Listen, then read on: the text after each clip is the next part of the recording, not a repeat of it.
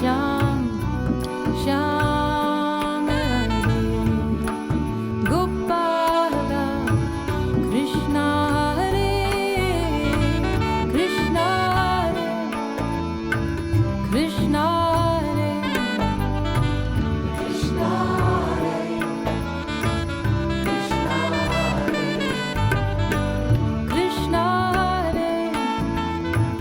Krishna Hare.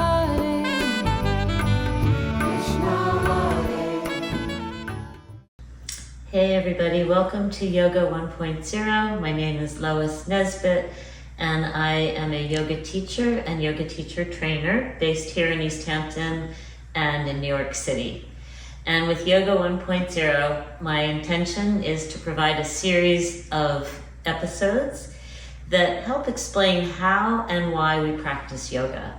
I find there's a lot of confusion out there among students and teachers about what yoga is, why there are all these different styles, when we should practice, how we should practice, etc.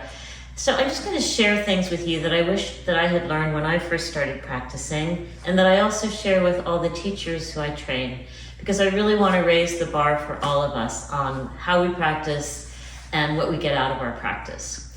So I have 3 different types of episodes. One is practice-based, where I actually guide you through practices on the mat. A second one is a demonstration of different ways to practice, details about, for instance, the shoulders or the hips, how to practice the best ways for the physical body. And then an episode like today, where I'm just going to talk about some of the ideas behind the yoga tradition, especially ideas that I feel like have been subject to a lot of debate and confusion. So I'm giving just my perspective on these ideas, but it's based in the history of yoga, so the facts, and my understanding of the philosophy. So today I thought I would start with a big one. It's karma. The word I think is familiar to many of us. It's K-A-R-M-A. And it's a word from the Sanskrit language, ancient Indian language, that has gotten popularized in our culture. We often hear like karma's a boomerang, in the sense of, you know, you did somebody wrong, it's going to come back at you, something bad's going to happen to you. Now that's a simplified take on karma, but it's accurate. What karma actually means is action, and the idea of karma is that causes have effects, actions have consequences. You do something, there's a result, action, result. So that's the basic law. And as simple as it seems, it's a guiding principle for how we all live. Because karma, the rules of karma allow you to be able to predict something, predict anything. So when you light a match, you get fire. When you light a match, you don't get monkeys, okay? When you open the door, cool air comes in. When you close the door, the warm air stays in the house. So we learn to rely on the connection of cause to effect in order to survive, in order to function in the world. But this also tells us that if every effect has a cause, then the universe is intelligible, it's understandable. That if we study enough how things work, we will be able to understand the effects, trace the causes of each effect, and then we can predict what's going to happen next. So I know that if I open the door, the cool air is going to come in, because last time I did that, that's what happened. So we're able to make choices about how we want to shape the future based on what we've observed of past connections. So the more we study, the more we understand. What this means is that there's no such thing as a miracle. So a miracle is something that seems to happen spontaneously without any apparent cause. In the karmic world, that can't happen. If we don't understand the cause, it's just because we haven't made the connection yet. It's a lack of perception on our parts. There are no miracles in the karmic world. Everything functions according to law. So the good news is you can figure it out. The bad news is it might take a while, because the connections are not always apparent, and often multiple factors come into a single event. For instance, if you've heard of the butterfly effect, very popular notion in science now, which is that if a butterfly flaps its wings in China, there may be a hurricane in the Midwest. So what's happening is that so many little factors come together to create one big event that we can't always trace it back. It's not one linear thing led to the next. So, for instance, the type of body that you're in right now is a result of the food you've eaten, the exercise you've done, the type of family you grew up in, the part of the world you live in. All these factors have come together to inform your genetic code, what your parents did, what their ancestors did. All these things come to make you who you are. So karma is intelligible, but it's complex. So the history of karma, as I said, it's India's major contribution to the history of ideas, to intellectual history, is this simple idea of cause and effect. But it's taken on different quality at different points in history. So in the furthest back ancient history in India, the period before 500 BC, the idea of karma was, as I said earlier, important to people's survival. That primitive people were very afraid that their next crops would not grow, or they wouldn't be able to hunt enough animals to feed people, or their children would die of diseases. And they came up with this idea that they could control outcomes if they understood the causes. And they started making rituals. For instance, if they would pour liquefied butter onto a fire and it would burn in a certain way, or burn certain materials, and they would be chanting certain words, mantras along the way, that ritual ceremony, that sacrificial ceremony, would bring about a healthy crop next year, or healthy children, or prosperity. And they thought that they could actually change reality by these rituals. Same thing happened in ancient Greece and Rome. So many primitive cultures are ritual-based. Take an action, get a result. If they didn't get the result, either they changed the formula, the ritual, till it worked, or they assumed that they had done the ritual wrong. So there was a lot of time spent just trying to get things right. So ancient cultures believed that they could alter the future by taking certain ritual actions. So they were very invested in the outer world. Now, this might seem simple to us and maybe wrong. Oh, a ritual is not going to change whether you have a child or not. But this idea of experimenting with certain actions to get results is exactly how modern science works. So, for instance, if we give mice in a laboratory a certain chemical, are they going to get cancer? Right? We have to try it out and see if it happens. If we don't give them the chemical, are they cancer-free? If we give them a chemical, they get cancer. We can trace a cause to an effect. Does eating a low-fat diet reduce your chance of heart disease? There have been studies, a very famous 25-year study, where they realized that that was true. But we have to try things out and see what works and what doesn't. And science is always pushing the boundaries of what we can change and what we can't, based on trial and error.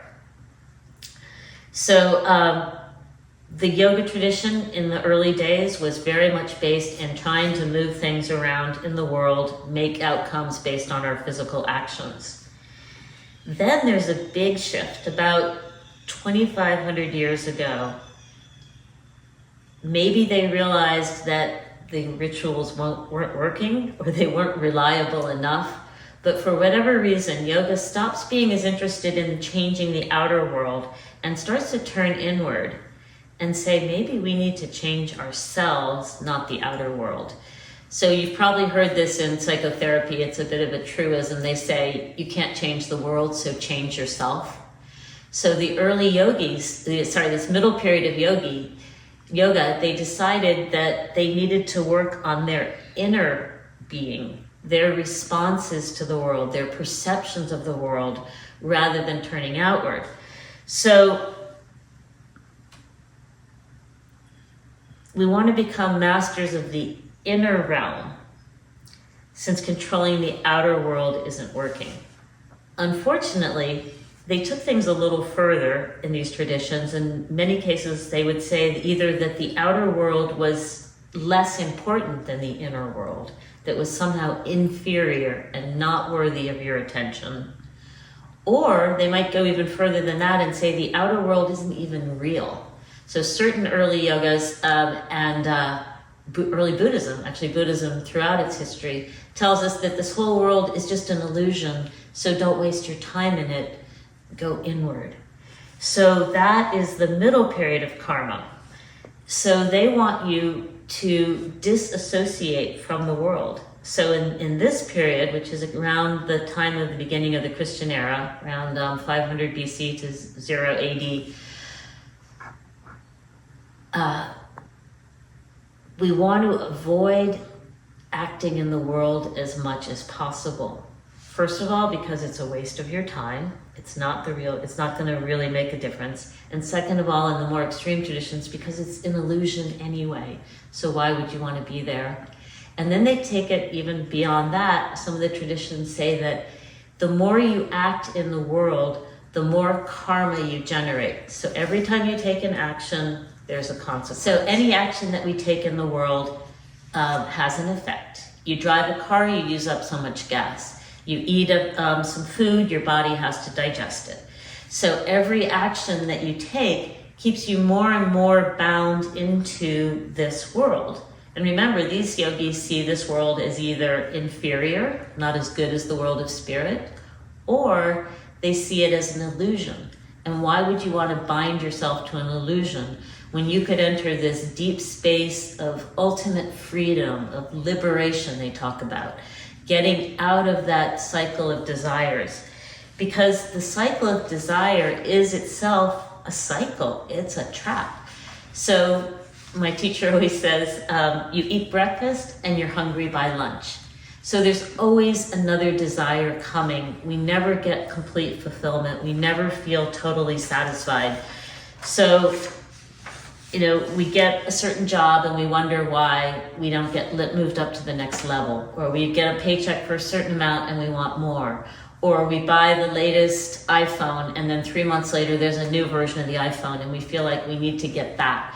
So desire is endless and endlessly renewing. Even that simple example of hunger is that the body takes in food, it uses it up, and then it needs more food. So as long as we're in these bodies, we're never going to get out of that endless, anxious reaching for something more. And even if we get something that we want, then we might be afraid that we're going to lose it. And this is where Buddhism says this is the cause of suffering, right? So you get the nice house with beautiful furniture, and then you're afraid that you might lose your job and you won't be able to pay for the house. Or robbers might come and steal your stuff. So even when we have things, that doesn't fulfill us. Nothing on this material plane is ever going to lead to permanent satisfaction. So these early yogas tell us that we need to get out of that cycle of karma, of actions, of getting and spending, of satisfying one desire and then needing to fill another and another. Also at this point in yoga and Buddhism, karma moves beyond just being an action has a result, a cause has an effect. It takes on a moral tone, and you start hearing about good karma and bad karma.